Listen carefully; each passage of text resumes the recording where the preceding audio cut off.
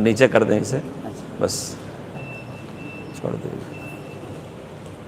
عزیز دوستو، درود شریف پڑھ لیں ایک مرتبہ۔ اللہم صلی علی محمد وعلی آل محمد کما صلیت علی ابراہیم وعلی آل ابراہیم انک حمید مجید۔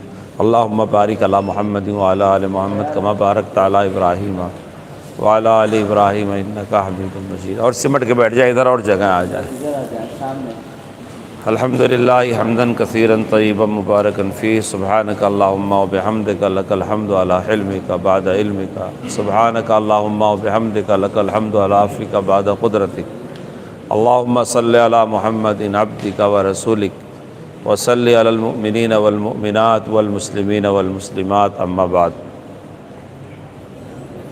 حضرت صدر محترم ناظم عمومی صاحب اور حضرات علماء کرام، میں کل شام تک بہت مستعد تھا آپ کے ہاں آنے کے لیے، اور مفتی صاحب نے مجھے نظام العمل بھیج دیا۔ اس کے بعد سے میں بہت مطمئن ہو گیا، جتنا مستعد تھا، اس لیے کہ اس میں 1 درجن نام ہے اظہار خیال کرنے والوں کا۔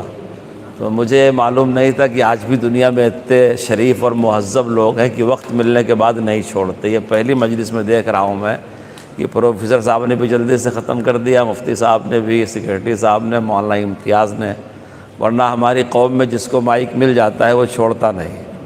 تو گھنٹی بجاتے بجاتے لوگ پریشان ہو جاتے ہیں، اور جلسہ چلانے والوں کے لیے بڑا مشکل کام ہوتا ہے۔ پہلے میرے ذہن میں یہ تھا کہ ہمارے تمل ناڈو صوبے کی مجلس منتظمہ ہے یہ، یعنی خواص جو اراکین ہیں عاملہ کے اور خصوصی مجلسوں کے، ان کا اجتماع ہوگا۔ تو میرا ذہن اس اجتماع کے بارے میں یہ تھا کہ ہم بیٹھ کر کے اپنی جماعت اور اپنے کام کے بارے میں واضح طور پر احتساب بھی کریں گے اور آئندہ کام کی شکلیں بھی بنائیں گے۔ اس میں ان رسمی چیزوں کی کوئی ضرورت نہیں ہے، اسے کیچ کرنا، آن لائن کرنا، کیونکہ اس وقت جو اہم مشورے ہوتے ہیں وہ ٹیلی فون وغیرہ سے دور ہو کر کے ہوتے ہیں۔ تو پھر جب میں نے شام کو مفتی صاحب کا پرچہ دیکھا تو میں نے سمجھ لیا کہ تقریباً ایسا ہی جلسہ رہے گا جیسا دیکھ رہا ہوں۔ اب 35 منٹ ہے، میں کوشش کروں گا کہ کچھ مناسب اور ضروری باتیں، اگر میری باتوں میں ان سوالات کے جوابات آ جائیں تو الگ سے اس کو وقت دینے کی ضرورت نہیں ہے، وہ کر کے 1 بجے اذان ہو جائے گی۔ متولی صاحب رشید بھائی بیٹھے ہوئے ہیں، 1:30 بجے نماز ہے یہاں، ہے نا؟ کچھ وقت ہٹ بھی سکتا ہے کیا متولی صاحب 2-4 منٹ پڑھ بھی سکتا ہے اذان کے بعد؟ طے ہو گیا ہے، طے ہو گیا ہے، ٹھیک ہے، اللہ تعالیٰ اچھا رکھے۔ یہ میری بڑی پرانی مسجد ہے، 56 کے زمانے سے میں یہاں آتا رہا ہوں۔ مفتی صاحب اس کے مفسر تھے، مفتی ریاض صاحب یہاں تفسیر کرتے تھے، حافظ امین الدین امام تھے، اس لیے یہاں سے مانوس ہوں، متولی صاحب سے بھی مانوس ہوں، رشید صاحب سے۔ دیکھو عزیز دوستو، جیسا کہ مفتی صاحب نے ایک لفظ بڑھا دیا، عملی جد و جہد، یہ بہت ہی ضروری چیز ہے، حقیقت ہے۔ کوئی بھی چیز کتنی بھی اچھی ہو، اگر عملی جد و جہد نہیں ہوگی تو اس کا نتیجہ نہیں نکلے گا۔ تو جمعیت علماء میں ہماری اور آپ کی شرکت ہمارے اور آپ کے لیے سعادت ہے کہ ہم کو ہمارے بڑوں کا ایک ایسا پلیٹ فارم ملا ہے جس کی ایک تاریخ ہے، 150 سال، 100 سال سے تو باقاعدہ تنظیمی حیثیت ہے اس کی۔ اس سے پہلے جمعیت علماء تنظیم کا نام تو نہیں تھا، لیکن بہرکیف علماء کی نگرانی میں ہی سارے کام ہوتے تھے۔ اور اگر اس پہ بات کی جائے تو اس کا رشتہ خیر القرون سے ہی جڑا ہوا ہے کہ جب جب علماء کو جس محاذ پر جس طرح کے طاقت کی ضرورت ہوئی، جب علماء نے وہ کام کیا۔ تھوڑے تبدیلی ہو گئی ہے، پہلے خلافت کے زمانے میں علماء کی ذمہ داری ہوتی تھی شرعی باتیں بتا دینا، شرعی چیزیں ان لوگوں تک پہنچا دینا جن کو قوت نافذہ حاصل تھی۔ پھر ان کی ذمہ داری ہوتی تھی کہ وہ خلاف شرع جو چیزیں ہیں، منکرات ہیں، اس کو روک دیں، اور جو معروفات ہیں اس کو جاری کریں۔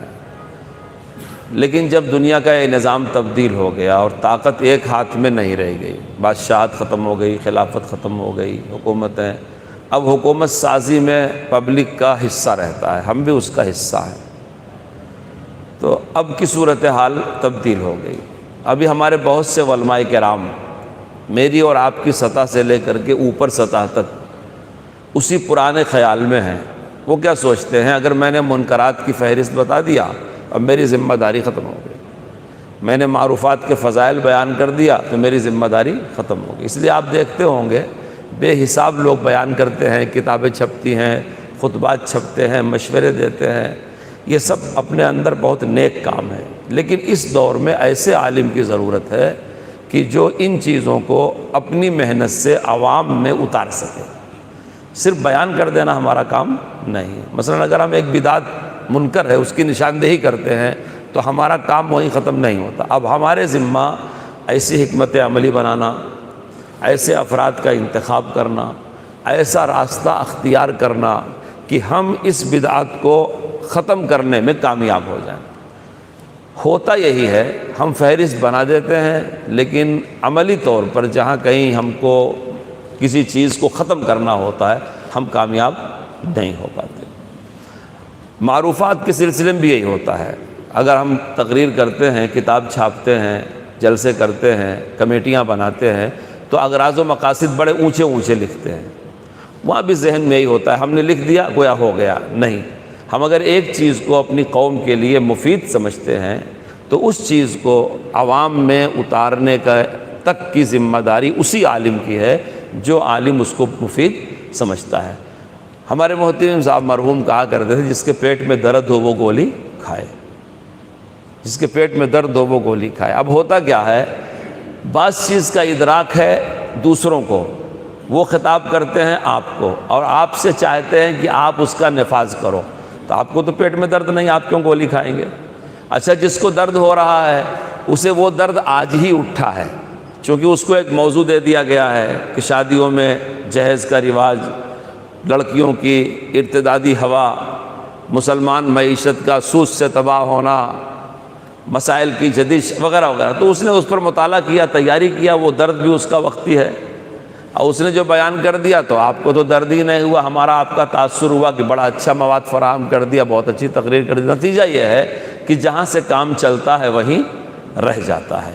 آپ بھی یہ دیکھتے ہوں گے کچھ کم و بیش تقریباً پورے ملک کی یہی کارگزاری ہے۔ جمعیت علماء ان تمام چیزوں سے تھوڑا سا الگ خیال رکھتی ہے اور الگ اپنی پہچان بھی رکھتی ہے۔ جمعیت علماء یہ چاہتی ہے کہ آپ فکر مند ہو، جو چیزیں آپ کے معاشرے میں ہیں برائیوں کی یا تنظیم کی یا امت کی ضروریات کی یا اس کی خدمت کی، پہلے بذات خود آپ کو اس کا ادراک ہو۔ اس لیے ہم علماء کا حال یہ ہے، ہم یہ سمجھتے ہیں کہ ہم قوم کے قائد اور رہبر ہیں۔ اکثر کا خیال، ہمارے فضائل بیان بھی یہی کیے جاتے ہیں، ان فضائل سے ہم کو انکار بھی نہیں ہے، واقعتاً ہم کو انبیاء کا جانشین، ان کا وارث کہا گیا ہے، ہم قائد اور رہبر ہیں، لیکن باہر کا ماحول اتنا بگڑ چکا ہے کہ ان کو اب ہمارے رہبری کی ضرورت نہیں ہے، اور وہ اتنے مریض ہو گئے ہیں کہ اس ضرورت نہ ہونے میں وہ کیا خسارہ کر رہے ہیں، کیا محروم ہو رہے ہیں، اس کا شعور بھی ان سے ختم ہو گیا۔ علامہ اقبال نے بہت پہلے کہا تھا، وائے ناکامی متائے کارواں جاتا رہا، اور کارواں کے دل سے احساس سیاں جاتا رہا۔ تو قوم کا وہ حال ہے کہ اس کو محرومی کا احساس بھی نہیں ہے، اور ہمارا یہ حال ہے کہ ہم کو قیادت کا غرہ ہے۔ تو اب یہ دونوں بیچ کا خلا پورا نہیں ہوتا۔ ہم کو ہماری قوم ایک عقیدت کی چیز بنائے ہوئی ہے، بس دکان شروع ہوئی تو سورہ یاسین پڑھا دیتی ہے، دعا کرا دیتی ہے، کوئی مر گیا تو قرآن خوانی کرا دیتی ہے، ہم جو مدرسے مسجد چلاتے ہیں اس میں اپنے آبا اجداد کے اصالہ ثواب کی رسندہ دے دیتی ہے، وہ عقیدت تک ہم سے جڑی ہوئی ہے، ہم اس کی ضرورت کی چیز نہیں رہ گئے۔ اب اس میں معاملہ اور تلخ ہو جاتا ہے جب ہم کو ان کی ضرورتوں کا احساس بھی نہیں رہ جاتا کہ اس مریض کو اس وقت کس دوا کی ضرورت ہے۔ اگر آپ نے میری اتنی بات سنا ہو تو میں سمجھتا ہوں ہماری آپ کی سب کی پوزیشن کھل کر کے سامنے آ جاتی ہے کہ ہم کو سب سے پہلے اپنے سماج میں تاثیر، نفوذ، رسوخ پیدا کرنے کے لیے اپنا مقام بنانا چاہیے۔ اس میں جمعیت علماء آپ کو پلیٹ فارم دیتی ہے، یہ جمعیت علماء کا بہت بڑا احسان ہے کہ وہ اکابر کا 150 سال کا پلیٹ فارم آپ کو دے دیتی ہے۔ آپ 2 روپے کے ممبر بن جائیں، جمعیت علماء خود آپ سے کہتی ہے کہ آپ یہ علماء کی جماعت ہے۔ علماء کی جماعت ہونے کا یہ مطلب نہیں کہ غیر عالم اس کا ممبر نہیں بن سکتا۔ علماء کی جماعت ہونے کا مطلب یہ ہے کہ ہم جس طرح وضو غسل کے مسائل علماء سے پوچھتے ہیں، ملکی معاملات میں بھی علماء کے پیچھے ہی چلیں گے۔ آپ کو ایک مثال دیتا ہوں میں، ہم اپنے ممبر سے زمانے تک بیان کرتے رہے کہ پیوند لگا ہوا پہننا سنت ہے۔ حضرت عمر فاتح بیت المقدس جب خطبہ دینے کھڑے ہوئے بیت المقدس میں تو ان کے دو شانوں کے درمیان 17 پیوند لگے ہوئے تھے۔ ہم بھی بیان کرتے ہیں، حضرت فاطمہ زہرا پیوند والا کپڑا پہنتے، ہم بیان کرتے ہیں، لیکن ہماری قوم نے پیوند والا کپڑا نہیں پہنا ہمارا بیان سن کے۔ جب فیشن چلا کٹا ہوا پہننا، پھٹا ہوا پہننا، اب سب پہننے لگے ہیں۔ اپنی حیثیت دیکھ لیے کہ ہم مثال دے رہے ہیں، ہم لوگوں کو بتاتے رہے کہ فیشن والا بال حرام ہے، ناجائز ہے، فلاں ہے، سادہ کاٹو، نہیں کرتے، قوم نے نہیں سنا۔ میں بڑی صفائی سے کہا اگر کسی عالم کو یہ بدگمانی ہے کہ میرے پیچھے جمعہ پڑھنے والے یہ میرے مقلد ہیں، آپ اس گھروندے سے نکل جائیے، بسم اللہ کی گنبد کی بات ہے، قوم آپ کے پیچھے نہیں ہے۔ بہت سے علماء الیکشن کے زمانے میں خوب بڑھ چڑھ کے ملکی حالات پہ تقریر کرتے ہیں، خوب بڑھ چڑھ کے، اب وہ مطالعہ کرتے ہیں، ووٹ دینا ایک شرعی شہادت ہے، ایک فلاں شہادت ہے، خوب تیاری، خوب تقریر۔ یہ آپ کا موضوع نہیں ہے۔ آپ کا بیان سن کر کے بھی آپ کی قوم اپنی پسند کے قائد کو ووٹ دیتی ہے، آپ کے کہنے سے ووٹ نہیں دیتی۔ ہم بیان کرتے رہے بال ایسا رکھنا ویسا رکھنا حرام ہے، ناجائز ہے، سنت ہے، قوم نے نہیں سنا۔ ایک فلمی ایکٹر کی ماں مر گئی، اس نے تروپتی میں گنڈو کرایا تو اس کو دیکھ کر کے ہزاروں مسلمان جوان بچوں نے گنڈو کرا لیا۔ آپ دیکھو اس کے ایک شرکیہ عمل میں کیا تاثیر ہے، اور قوم بے حیائی، فحش کاری، فیشن، برائی کے کس حد پر پہنچی ہوئی ہے۔ ہم سمجھتے ہیں ہمارا مسلی ہے، صف اول میں لوگ بیٹھے رہتے ہیں، فکر کے اعتبار سے مرتد ہوئے رہتے ہیں، کیونکہ ان کی فکریں ارتدادی فکریں ہوتی ہیں۔ ہمارے پیچھے 5 وقت کی نماز پڑھتے ہیں، یہ بڑی کڑوی حقیقت ہے، ہم کو اسے تسلیم کرنا چاہیے اور اپنی غلط فہمی اور بدگمانی کو دور کرنا چاہیے، اپنا ایک با اعتماد حلقہ پیدا کرنا چاہیے۔ اور یہ حلقہ اگر آپ پیدا کریں گے اپنی سوچ سے، مثلا آپ نے اپنے محلے میں ایک ٹرسٹ بنا لیا، اس کے پیچھے آپ نے محنت کیا، آپ چند لوگوں نے مل کے ایک نئی جماعت بنا لیا، اس کے پیچھے محنت کیا، تو ظاہر ہے 100 سال 200 سال تو آپ کو عمر ملنی نہیں ہے۔ آپ کے ٹرسٹ کو، آپ کے ادارے کو، آپ کی تنظیم کو، تنظیموں کا کیا ہے، اس محلے کی ایک تنظیم، اس محلے کی ایک تنظیم، اس محلے کی ایک تنظیم، ملک آزاد ہے، ہر آدمی تنظیم بنا سکتا ہے، لیکن اس تنظیم کے پیچھے یہ تاریخ، اس تنظیم کو چلانے والے ایسے اکابر، اس تنظیم میں پھر آپسی ڈسپلن، یہ سب تو عنقا ہے۔ اکثر تنظیموں کے پیچھے کوئی تاجر ہوتا ہے، کوئی سیاستدان ہوتا ہے، اور جب وہ تنظیم، وہ ادارے ان تاجروں اور سیاستدانوں کے مفاد کے خلاف ذرا سا بھی جاتے ہیں، وہ ان کی روح نکال کر کے رکھ دیتے ہیں اور آپ کچھ نہیں کر پاتے۔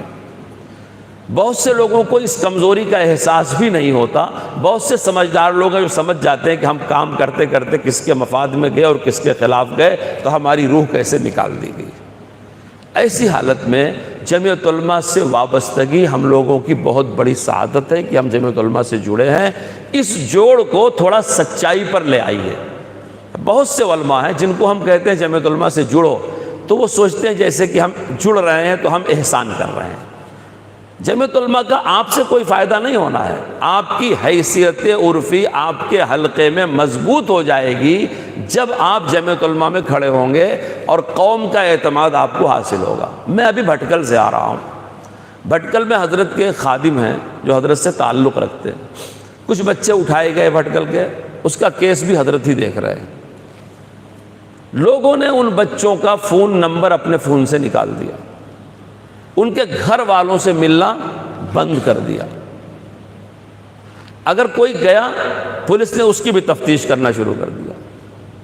لیکن جو آدمی حضرت سے تعلق رکھتا ہے وہ گھس کر کے پولیس اسٹیشن میں ایس پی سے بات کرتا ہے، ڈی ایس پی سے بات کرتا ہے، پوچھتا ہے ان پر آپ نے کیا چارج شیٹ لگائی ہے، لے جاتا ہے کاغذات۔ تو وہیں کے لوگوں نے پوچھا کہ ہم تو ذرا سا گھر گئے عیادت کرنے، تعزیت کرنے ان لوگوں کی، ہم کو پولیس اسٹیشن بلا لیا گیا، تم 20 مرتبہ جاتے آتے ہو تم کو۔ تو اس نے ہنس کے، وہ تاجر ہے، اس نے ہنس کر کے کہا، مفتی صاحب بھی اس کو جانتے ہیں، ہنس کر کے کہا کہ ان کو معلوم ہے CBI والوں کو کہ میں جمعیت علماء کا ایک آدمی ہوں۔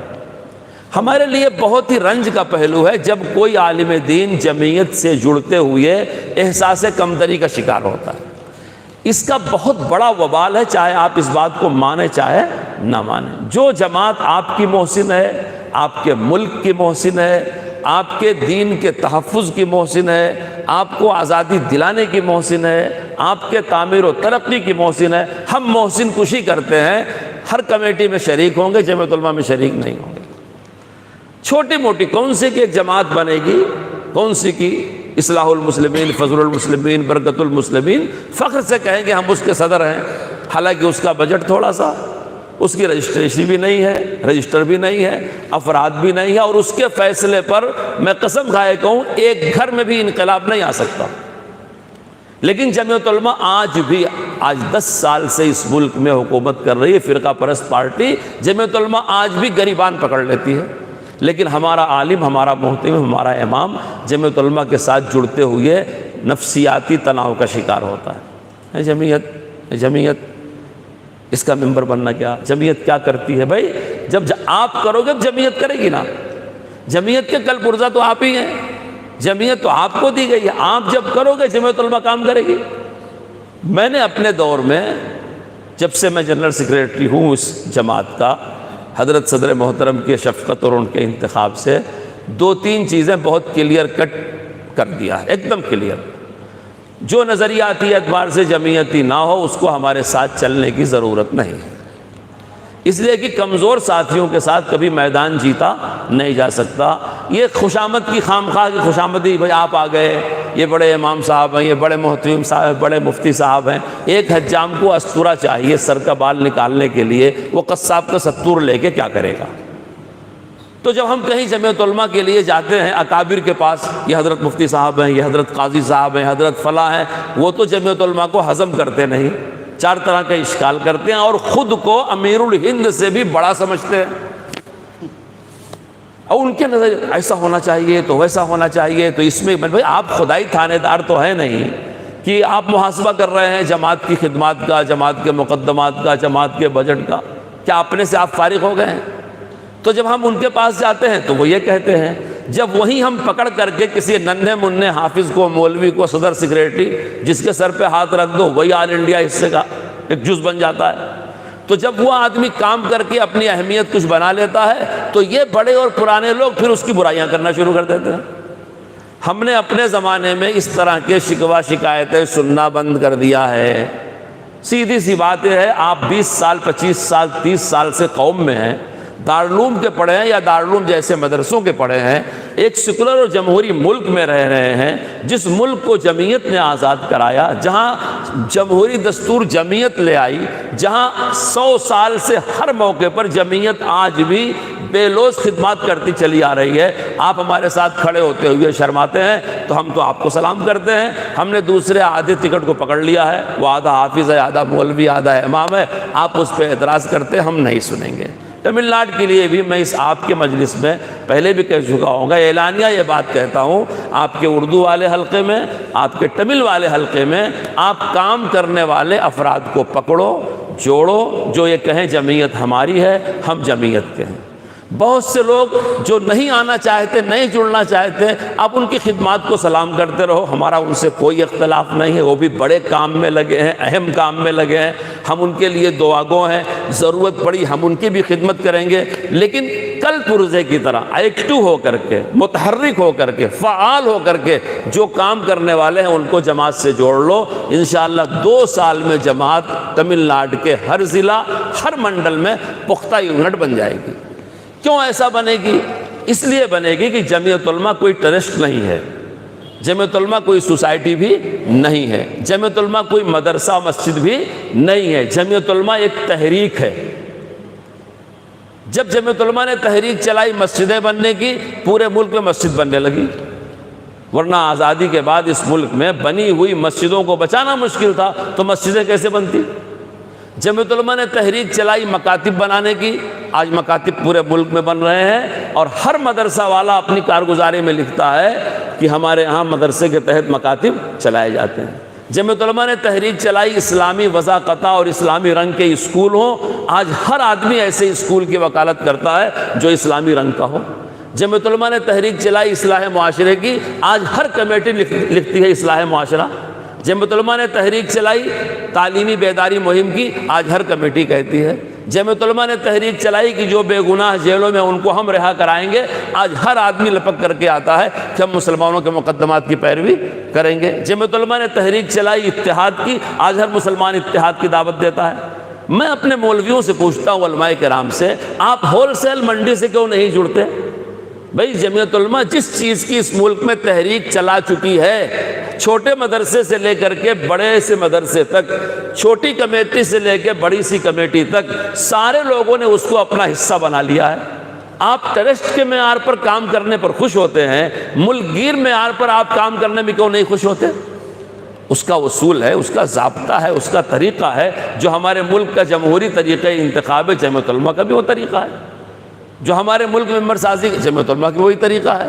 ہم کوئی بھی کام دستور کے، قانون کے، ضابطے کے خلاف نہیں کرتے۔ اس لیے میری پہلی بات تو تمل ناڈو کے سارے اکابر سے ہے، حافظ شریف صاحب، مفتی سبیل صاحب، پروفیسر، سب لوگوں سے ہے، جو لوگ اپنے آپ کو پیش کرتے ہیں کہ ہم جمعیت علماء کام کھلے دل سے کریں گے، آپ ایسوں کو جوڑ لو، اور جن کو خوشامد کر کر کے آپ کو لانا پڑتا ہے ان کو دعا گوئی کے لیے چھوڑ دو۔ انشاءاللہ آپ کی ساری ریاست کے سارے منڈلوں میں جمعیت علماء 2 سال کے اندر قائم ہو جائے گی۔ امت کام کرنا چاہتی ہے، فضلاء کام کرنا چاہتے ہیں، علماء کام کرنا چاہتے ہیں، ائمہ کام کرنا چاہتے ہیں۔ میں دیکھ رہا ہوں ہم تحفظات کا شکار ہیں۔ پرانے لوگ سوچتے ہیں نئے لوگ آ جائیں گے تو وہ آگے بڑھ جائیں گے۔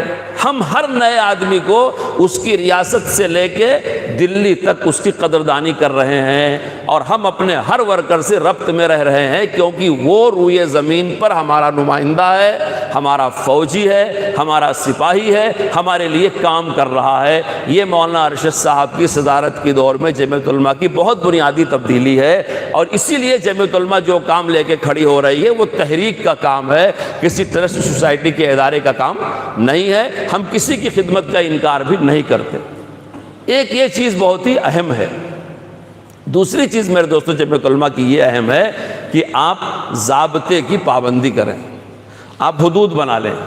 جو کام ریاست والوں کا ہے وہ ریاست والوں پر چھوڑیں، جو کام آپ کے منڈل کا ہے آپ منڈل میں کریں، جو کام آپ کے ضلع کا ہے آپ ضلع میں کریں۔ مثال کے طور پر اب اصلاح معاشرہ کی تحریک جمعیت علماء نے چلائی ہے، یہ بڑی پرانی تحریک ہے، اور اس تحریک میں حضرت مولانا اقبال صاحب رحمۃ اللہ علیہ کی بڑی خدمات تھی، وہ اسی تمل ناڈو کے تھے۔ انہوں نے بہت منظم طور پہ یہ کام مولانا اسد صاحب رحمۃ اللہ علیہ کی زندگی میں شروع کیا تھا، اور قرآن کی آیتیں بھی یکجا کر کے ہم لوگوں کو دیا تھا کہ ان آیتوں کی روشنی میں عوام میں اصلاحی کام کیا جائے، یعنی ان مسائل میں جس پر کام کرنا آسان ہو، جو برائیاں سب کے نزدیک بری ہیں، ہندو مسلمان سب کے نزدیک ہیں، آپ اس پہ کام کیجئے۔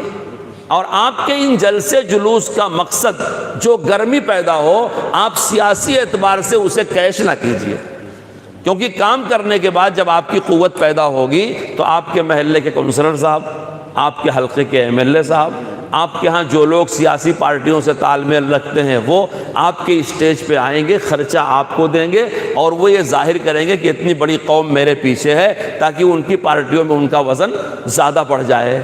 آپ اپنے کام کو سبوتاز نہ ہونے دیجئے، اصلاحی خدمات تک اس کو اصلاحی خدمات تک آپ محدود رکھیے، اس کا کوئی صلہ دنیا میں نہ حاصل کیجئے، کیونکہ آپ کا کام دین سے جڑا ہوا ہے۔ ہم اور آپ بادشاہوں کے وارث نہیں ہیں، نبیوں کے وارث ہیں، ان کے کام کا اجر اللہ تعالیٰ دیتا ہے۔ آپ منڈل لیول کے حدود میں رہیے، ضلع لیول کے حدود میں رہیے، جو سطح ہے ریاست چھوڑ دیجئے۔ جو کام بھی آپ کیجئے اپنی ریاست کے عہدے داروں کے تابع ہو کر کے کیجئے۔ جو منڈل والے کرتے ہیں وہ ضلع کے صدر کے تابع ہو کر کے کریں، اس کی کارگزاری لکھ لیا کیجئے۔ اس میں اگر کوئی چیز ہمارے دستور کے، ہمارے ضابطے کے، ہمارے طریقے کے خلاف ہے، جب بڑے لوگ نکیر کریں آپ اس پر مان جائیے، ضد کر کے آگے بڑھانے کی کوشش نہ کیجیے، کیونکہ جو نفع نقصان یہ جانتے ہیں وہ نیچے سطح کا آدمی نہیں جانتا۔ ایک دستوری جماعت ہے، آپ دستور کے مطابق، ضابطے کے مطابق ہی لے کر کے چلیں گے۔ مثال کے طور پر اب اصلاح معاشرے کی تحریک چلی ہے تو اصلاح معاشرے کا ایک ناظم ہوتا ہے۔ دستور کی دفعہ 52 کی روح سے ہم نے مرکز میں ایک ناظم مقرر کر دیا۔ اسی طرح سے ہر ریاست والے اپنے یہاں سب سے پہلا کام یہ کریں کہ اصلاح معاشرے کا ناظم مقرر کر دیں، پھر ہر ضلع والے یہ کریں ایک اصلاح معاشرے کا ناظم مقرر کر دیں، ہر منڈل والے ایک اصلاح معاشرے کا ناظم مقرر کر دیں۔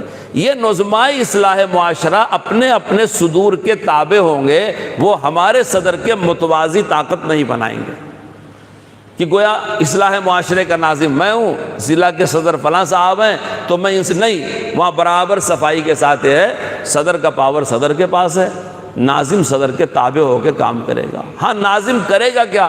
ناظم اپنی نگرانی میں اصلاحی کمیٹیاں بنائے گا، جیسے آٹو والوں میں اصلاح کرنا ہے آٹو والوں کی کمیٹی بنائے گا، قصاب جو ذبح کرتے ہیں صحیح تسمیہ پڑھتے ہیں یا نہیں، صحیح گوشت ملتا ہے یا نہیں، مرغیاں گرم پانی میں ڈالتے ہیں، حلال جانوروں کے ساتھ حرام چیزیں بیچ دیتے ہیں، آپ قصابوں کی اصلاحی کمیٹی بنا دیجیے۔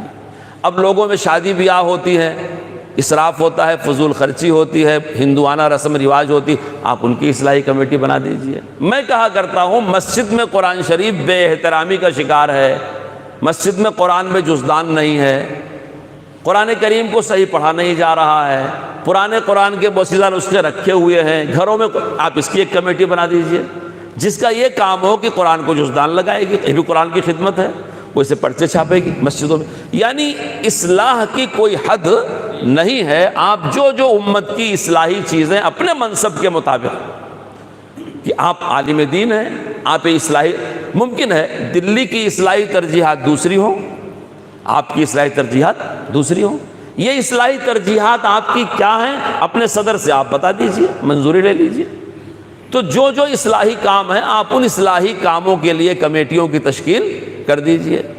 مثال کے طور پر لوگ تمل میڈیم سے انٹر پڑھتے ہیں، اس کے بعد بی ایڈ کرتے ہیں، پھر ایک پوسٹ خالی ہوتی ہے، ان کو ماسٹر بنا دیا جاتا ہے، ان کو خود اردو نہیں آتی، بچوں کو اردو کیا پڑھائیں گے؟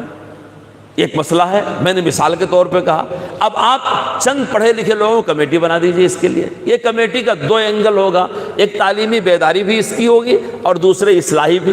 وہ اپنے طور سے کوشش کر کے صدر کے تحت رہ کر کے، صدر و کارگزاری سنا کے، جو اس طرح کے لوگ ہیں جہاں تک بھی اصلاح کر سکتے اس کی اصلاح کریں اور مسلمانوں کو ان کا جائز حق دلانے کی کوشش کریں۔ جو تقاضا آپ محسوس کرتے ہیں ضروری نہیں کہ صدر محترم دلی میں وہی تقاضا آپ کا محسوس کرتے ہو، کیونکہ آپ کے حلقے کے تقاضے الگ ہیں، آل انڈیا تقاضے الگ ہیں۔ یہ اصلاحی کمیٹیوں کا فائدہ، آپ اس طرح اصلاحی کمیٹیاں بنا کر کے اپنے کام کو آگے بڑھائیں اور وقتاً فوقتاً آپ اس کی میٹنگ کرتے رہیں۔ میٹنگ کر کے آپ 3 کاغذات تیار کریں، ایک اپنے پاس رکھ لیں، ایک اپنے صدر کو دے دیں، ایک آپ ہماری آفس کو بھیج دیں، وہاں محفوظ رہے گا۔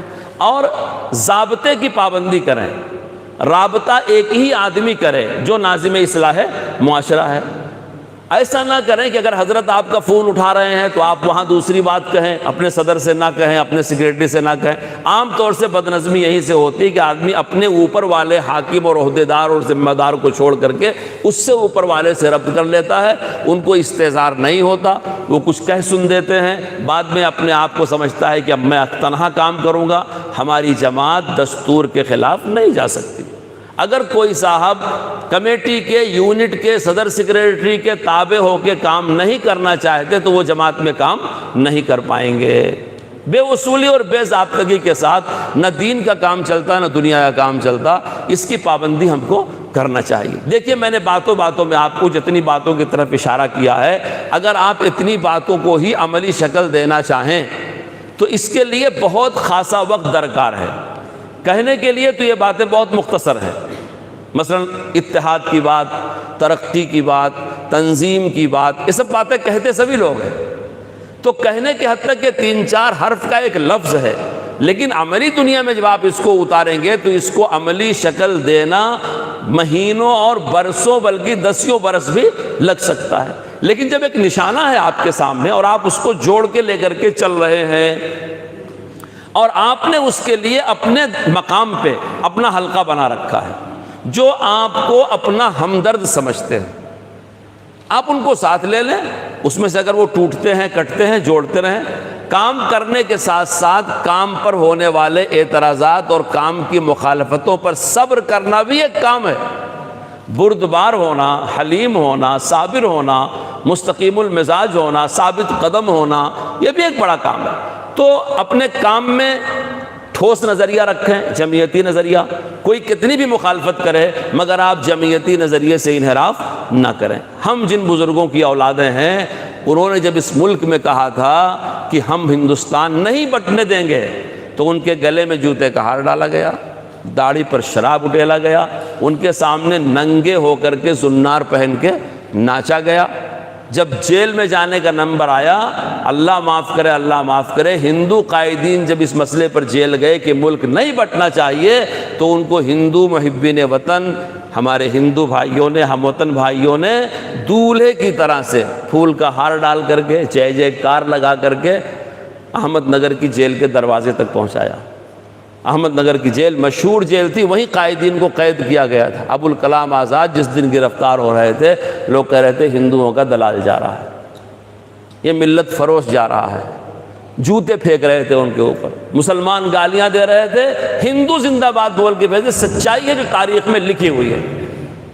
میری باتیں آپ کو سخت لگ رہی ہوں گی، لیکن میں ان بزرگوں کی اولاد ہوں جن کا نظریہ ہمالیہ پہاڑ سے زیادہ مستحکم تھا، جو طے کر لیا تھا۔ دنیا مخالف ہو گئی لیکن ایک بال کے برابر اپنا قدم پیچھے نہیں ہٹایا۔ اس کا نتیجہ ہے کہ آج آپ ملک میں برابر درجے کے شہری ہیں، مسلمان کی حیثیت سے مذہبی آزادی کے ساتھ جی رہے ہیں۔ ہمارے بہت سے لوگوں کو وسوسہ آتا ہے، انگریز کے زمانے میں بھی جمعہ ہوتا تھا، اس زمانے میں بھی عید ہوتی تھی، اس زمانے میں بھی قربانی ہوتی تھی، انگریزوں سے برا حال ہے، مگر وہ بھول جاتے ہیں انگریزوں کے دور میں جو مذہبی آزادی تھی وہ بطور رعایت کے تھی، جیسے آقا اپنے غلام کو رعایت دیتا ہے۔ اور آج جو ہم کو آزادی ملی ہے، ہم کلیجے میں سے ہاتھ ڈال کے نکالنے کی طاقت رکھتے ہیں، یہ بطور حق کے ملی ہے۔ اگر وقتیہ طلاق کے خلاف بل آ گیا، فلاں خلاف بل آ گیا، تو حوصلے نہیں توڑنا چاہیے۔ جن راستوں سے ہمارے خلاف کام ہو رہا ہے وہی راستے ہمارے موافق جانے کے بھی ہیں، کبھی حوصلہ ہارنا نہیں چاہیے۔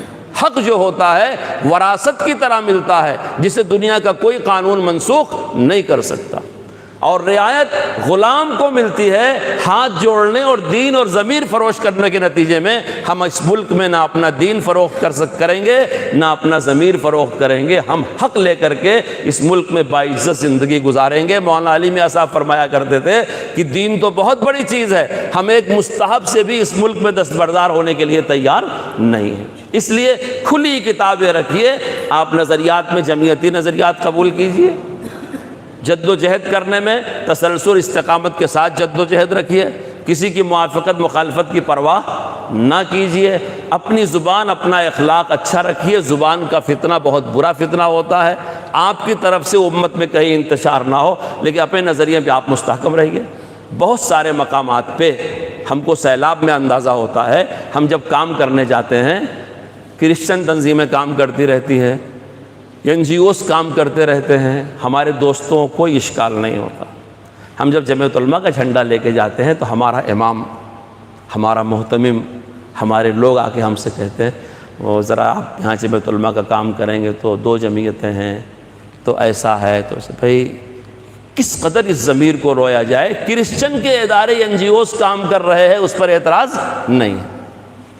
میں اور ان جماعتوں کا نام نہیں لینا چاہتا جن پر بینڈ لگتا ہے، جو حکومت کے نشانے پہ ہیں، وہ کام کر رہے ہیں، ان کے ہاتھ سے لینے میں ہماری قوم کو شرم محسوس نہیں ہو رہی ہے۔ ارشد مدنی کی جمعیت کا جھنڈا لگ جائے تو بولتے ہیں 2 جمعیتیں ہیں نا، اب تک یہاں کوئی انتشار نہیں ہے، اب انتشار ہوگا۔ میں اس کو انتہائی بزدلی اور بے حوصلگی کی بات سمجھتا ہوں۔ ہم اتنا نیچے گر گئے ہیں کہ غریب کو لقمہ کھلانے میں ارشد مدنی کی جمعیت کون سی ہے، فلاں مدنی کی جمعیت کون سی ہے، یہ جمعیت دیوبندی ہے، یہ بریلی ہے، یہ شمال کی ہے، جنوب کی ہے، ہم کتنے بے ضمیر ہو گئے ہیں۔ بولو، کرسچن NGOs کے ساتھ کام کرنے کو ہم قبول کر لیتے ہیں، اپنی ہی جماعت کے ساتھ نہیں قبول کرتے۔ اور نیچے آ جائیے، آپ کے شہر کی مثال دیتا ہوں میں، اگر یہاں کمیٹیاں بنتی چلی جائیں، فلاں کمیٹی، فلاں کمیٹی، فلاں کمیٹی، کسی کو اشکال نہیں ہوتا۔ اگر جمعیت علماء کی آپ تشکیل کرنا چاہو تو طرح طرح سے لوگ کانا پھوسی کرتے ہیں۔ یہ کیوں ہے؟ اس کی وجہ یہ ہے جمعیت علماء موسیٰ علیہ السلام کے عصا جیسی ہے۔ جیسے موسیٰ علیہ السلام کا عصا تھا، سارے سانپ نکل گیا، سارے سانپ نکل گیا۔ میں چیلنجیا کہا کرتا ہوں، کسی بھی شہر کی 50 تنظیمیں مل کے 50 سال وہ کام ملک میں نہیں کر پائیں گی جو جمعیت علماء آج کے ایک دن میں اس پورے ملک میں کر رہی ہے۔ 125 کروڑ کی آبادی میں، 30 کروڑ مسلم آبادی میں آج بھی میری جمعیت علماء جو کام کر رہی ہے، کسی شہر کی 50 تنظیمیں 50 سال مل کے بھی شاید نہ کر سکیں۔ اس لیے جو عہدے دار ہیں، جو صدر بنے پھرے ہیں، جو سیکریٹری ہیں، جو ٹرسٹی ہیں، جو مسجد کے ممبر و محراب کو خریدنا چاہتے ہیں، جمعیت علماء سنتے ہی ان کے پیٹ میں درد ہوتا ہے۔ وہ سمجھتے ہیں جمعیت کو طاقت ملے گی تو ہماری دکان بند ہو جائے گی، دینی شاعر کی حفاظت ہوگی اور عالم کی سربلندی ہوگی، اور ہم کو علماء کے سامنے سرنڈر ہونا پڑے گا، کیونکہ جمعیت کا بنیادی نظریہ یہ ہے، جس طرح نماز روزہ کے مسئلہ میں علماء ہمارے پیشوا ہیں، اس طرح ملی اور ملکی مسائل میں بھی علماء ہی ہمارے پیشوا ہیں۔ ابھی ہماری جو ریلیاں ہوتی ہیں کسی موقع پر سیاسی لوگ کرواتے ہیں، ابھی ہمارے جو کام ہوتے ہیں تاجر لوگ کرواتے ہیں، ابھی ہمارے جو کام ہوتے ہیں ہمارے پیچھے کوئی اور ہوتا ہے۔ جب جمعیت علماء کا جھنڈا ہمارے ہاتھوں میں ہوگا، ہم 125 سال کی تاریخ کے تابع ہوں گے، ہم فقہی مسئلے کے تابع ہوں گے، ہم کو کب کیا کرنا ہے جب ہم یہ طے کریں گے تو قوم ہمارے ساتھ کھڑی ہوگی۔ لیکن یہاں کھڑے ہونے کے لیے پہلے آپ کو مضبوطی کے ساتھ کھڑا ہونا پڑے گا اور ثابت قدمی کے ساتھ رہنا ہوگا، راستے کی رکاوٹیں آئیں گی اس کو برداشت کرنا ہوگا، پھر یہ منصب آپ کو حاصل ہوگا کہ آپ کے سماج میں حق سر بلند ہوگا۔ میں بڑی معذرت سے کہتا ہوں مفتی صاحب سے، پروفیسر صاحب سے، آپ کے نارتھ آرکاٹ میں جمعیت علماء انتہائی کمزور ہے، انتہائی کمزور ہے، انتہائی کمزور ہے، اور اسی کا وبال ہے کہ آپ آزادانہ کوئی سا بھی کام اس رائے عامہ کے لیے نہیں کر پا رہے ہیں۔ میں آج آپ سے درخواست کرتا ہوں کہ آپ انتہائی پختگی کے ساتھ کھڑے ہوں۔ قوموں کی زندگی میں 10 سال 20 سال نہیں، 50 سال 100 سال ایسے ہوتے ہیں جیسے فرد کی زندگی میں 1 سال 2 سال۔ اگر جمعیت میں قوت آ گئی تو شاعر اسلام کی سربلندی ہوگی، ملی مسائل آسانی کے ساتھ حل ہوں گے، مسلمانوں کے درمیان فرقہ پرست جو انتشار پیدا کرنا چاہتے ہیں وہ نہیں کر پائیں گے۔ اگر آپ جمعیت کی پالیسیوں پہ عمل کریں گے، غربت کا خاتمہ ہوگا، زبوحالی کا خاتمہ۔ کبھی اپنے دائیں بائیں کے آپ حالات معلوم کریں یہاں کی، کیا یہاں ایسے واقعات نہیں ہیں کہ مسلمان لڑکیاں غیر مسلموں کے ساتھ چلی جاتی ہیں؟ کیا ایسے واقعات نہیں ہیں کہ لوگ بھوکے مر رہے ہیں؟ لوگ اس علاقے کا ایک رخ دیکھتے ہیں کہ دین کے لیے بڑا خرچہ ہو رہا ہے، لیکن جو لوگ فاقہ کر رہے ہیں وہ تصویر ملک کے سامنے نہیں ہے۔ جو علماء کرام دارالعلوم مظاہر العلوم دلی وغیرہ سے آتے ہیں، ان کے دائیں بائیں ہمارے آپ جیسے لوگ ہوتے ہیں جو ان کو اچھی باتیں سناتے ہیں اور وہ تعریف کر کے جاتے ہیں۔ لیکن آپ اپنے پیروں پر جھانک کر کے دیکھیں تو یہاں کتنے تقاضے ہیں غریب بچیوں کے رشتے کے، مسلمان بچے بچیوں کے تعلیم کے، مسلمان غریبوں کو پیکج دینے کے، مسلمان بیماروں کے علاج کرنے کے۔ جب آپ پہلی منزل میں ہی نہیں ابھی قابو یافتہ ہیں تو غیر مسلموں کے ساتھ حسن سلوک کیا کریں گے؟ اس لیے اگر ایک جمعیت علماء تیار ہو گئی، ایک جمعیت علماء مضبوط ہو گئی تو یہ جتنی پرابلمز ہے جہاں آپ سنتے ہیں اور خون کے آنسو روتے ہیں، مجبور ہیں، کچھ کر نہیں پا رہے ہیں کیونکہ آپ کے ہاتھ پیر بندھے ہوئے ہیں۔ جب جمعیت علماء طاقتور ہو جائے گی تو ہر امام کو قوت ملے گی، ہر عالم کو قوت ملے گی، ہر دین کے کام کرنے والے مذہبی پیشوا کو قوت ملے گی، ہر مدرسے کو قوت ملے گی، ہر مسجد کو قوت ملے گی۔ یہی وجہ ہے کہ بہت سارے لوگ جمعیت علماء کو راستے میں روڑے اٹکاتے رہتے ہیں، رکاوٹ ڈالتے رہتے ہیں، کہتے رہتے ہیں، چاہتے رہتے ہیں اس طرح سے ہو۔ میں انتہائی صفائی کے ساتھ کہتا ہوں الحمدللہ آپ علماء ہیں، دارالعلوم اور دارالعلوم جیسے مدرسوں کے فضلہ ہیں، کسی بھی مدرسے کے آپ فارغ ہوں، جمعیت علماء کوئی مسلک کی جماعت نہیں ہے، جمعیت علماء ملت کی جماعت ہے۔ اس لیے جمعیت علماء کبھی فتویٰ نہیں دیتی بلکہ مفتیان سے فتویٰ پوچھتی ہے، اس کو تجویز میں لکھتی ہے۔ کسی بھی مدرسے کا فارغ ہو وہ جمعیت علماء کے نظریے کو اپنا لے، ملک کی خدمت کرے، سماج کی خدمت کرے، لوگوں کی خدمت کرے، اور یہ سمجھے کہ میرا ان کا رشتہ وہ ہے جو نبی کا رشتہ امت سے ہوتا ہے۔ ایک عالم امت کا باپ ہوتا ہے، ایک عالم امت کا ہمدرد ہوتا ہے، ایک عالم کے دل میں امت کے لیے درد ہوتا ہے۔ اور آپ پھر ان کارگزاریوں کو معلوم کریں اور مشورہ کر کے میٹنگ کر کے ان چیزوں کو پورا کرنے کی کوشش کریں، تو میں سمجھتا ہوں آج کی آپ کی یہ میٹنگ بہت بڑی سنگ میل کا کام دے گی اور آپ بڑے پختہ ہو جائیں گے۔ اذان ہو جانے دیجیے۔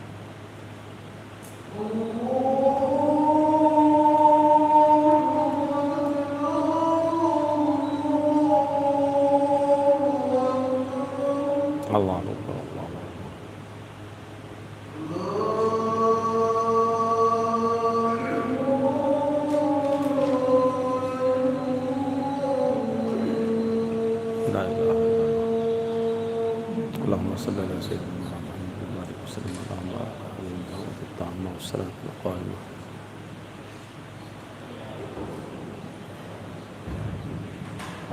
اس لیے کسی ایک مجلس میں جمعیت علماء کی ساری فکروں کو، ساری جد و جہد کو، سارے طریقۂ کار کو بیان نہیں کیا جا سکتا. اس کے لیے جمعیت کے اکابر کی کتابیں چھپی ہوئی ہیں. مولانا محمد میاں صاحب رحمۃ اللہ علیہ کی علماء ہند کا شاندار ماضی. دوسری کتابیں ہیں جمعیت علماء کیا ہے. پھر مفتی کفایت اللہ صاحب رحمۃ اللہ علیہ جو جمعیت علماء کے صدر تھے، 1942 تک مفتی کفایت اللہ صاحب صدر تھے. شیخ الہند مالٹا میں تھے جب یہ جماعت بنائی گئی، اور بڑے پرآشوب حالات میں تیار کی گئی، بنائی گئی. ان اکابر کی سوانح عمری اور جمعیت نے جو تحریکیں چلائی ہیں اپنے اپنے دور میں، ان تحریکوں کو آپ علماء ہیں اچھی طرح سے مطالعہ کیجیے. جہاں کوئی بات سمجھ میں نہیں آتی، جو جمعیت کے پرانے لوگ ہیں ان سے رجوع کیجیے، کیونکہ کسی بھی چیز کی تیاری میں فکر اور دماغ پہلے تیار ہوتا ہے، عملی جد و جہد بعد میں تیار ہوتی ہے. نظریہ بہت بڑی چیز ہے. اگر آپ اس نظریے کے ساتھ رہیں گے، پروفیسر صاحب جو فرما رہے تھے کہ غیر مسلموں کے ساتھ حسن سلوک، یہ ہمارا کوئی وقتی اور سیاسی ایجنڈا نہیں ہے، بلکہ یہ ہم کو ہمارے مذہب نے دے رکھا ہے. ہم اس کو مذہبی طور پہ سمجھتے ہیں کہ پڑوسی چاہے کوئی بھی ہو حسن سلوک کریں گے، خریدنے والا بیچنے والا کوئی بھی ہو. کچھ مسائل ایسے ہیں جہاں ایمان شرط ہے، کچھ مسائل میں ایمان شرط نہیں ہے. جیسے زکوٰۃ لینے والا مسلمان دینے والا مسلمان، نماز پڑھانے والا مسلمان پڑھنے والا مسلمان، حج کرنے والا مسلمان امام الحج مسلمان. روزہ کے لیے ایمان شرط، لیکن پڑوس ہونے کے لیے ایمان شرط نہیں ہے. بائع مشتری ہونے کے لیے ایمان شرط نہیں ہے. اب اپنا ذہن ذرا کھولنا چاہیے کہ اسلام کی جو تعلیمات ہیں، رسول اللہ صلی اللہ علیہ وسلم کی جو سیرت ہے، اس میں ایسا نہیں ہے کہ جیسے کہ بعض مستشرقین پیش کرتے ہیں کہ جو اسلام نہ مانے اس کی گردن کاٹ دو. اسلام میں ایسا بالکل نہیں. اگر اسلام نہ ماننے والے کی گردن کاٹی جاتی تو رسول اللہ کا خاندان آدھے زیادہ مسلمان نہیں تھا. کبھی آپ شاب ابی طالب کی سوشل بائیکاٹ کو پڑھ لیں تو اس میں آپ کے ساتھ قبیلے کے غیر مسلم بھی شریک تھے.